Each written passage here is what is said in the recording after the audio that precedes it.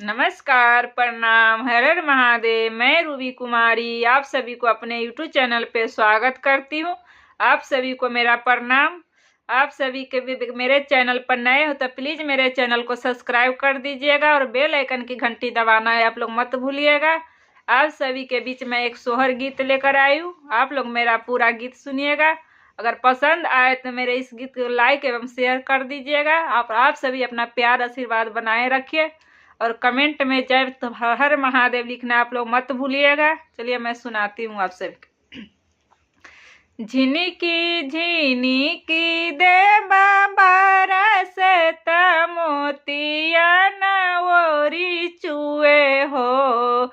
झिनकी झिनकी दे बाबा रसत मोतिया ओरी चुए हो। ए रानी खोली दे तू चंदन के मरिया भीतर हमाई तनु हो।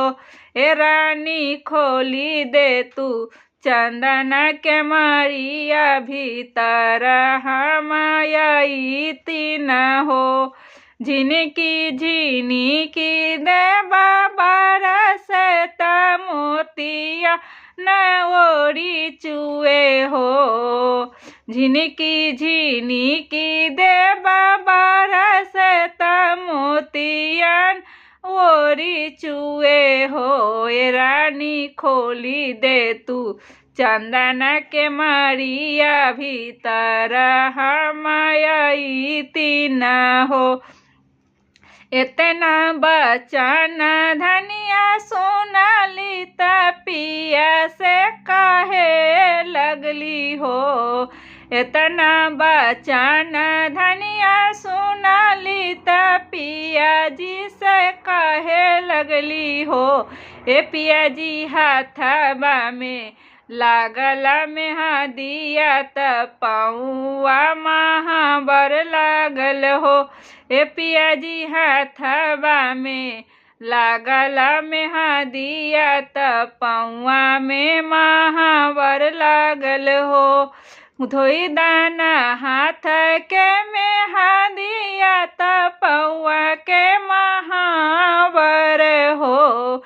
ए रानी धोई दाना हाथों के में दिया त पौआ के महावर हो।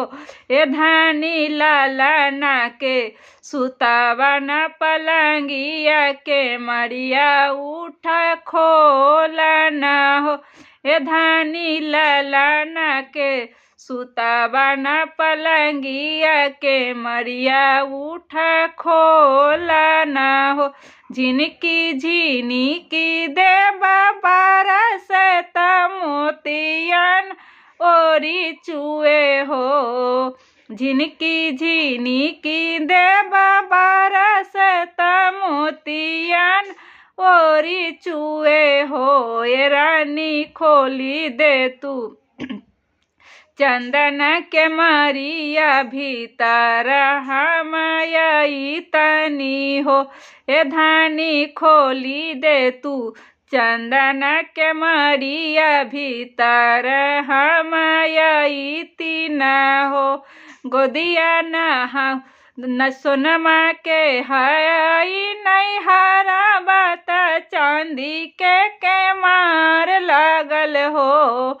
सोनमा के नैया के घरा बात चांदी के मार लागल हो।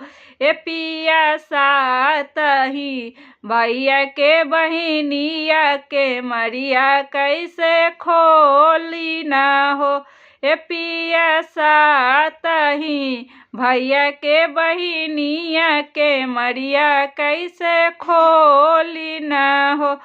मम्मी के हाई हम पियारी त पापा के दुलारी हाई ना हो।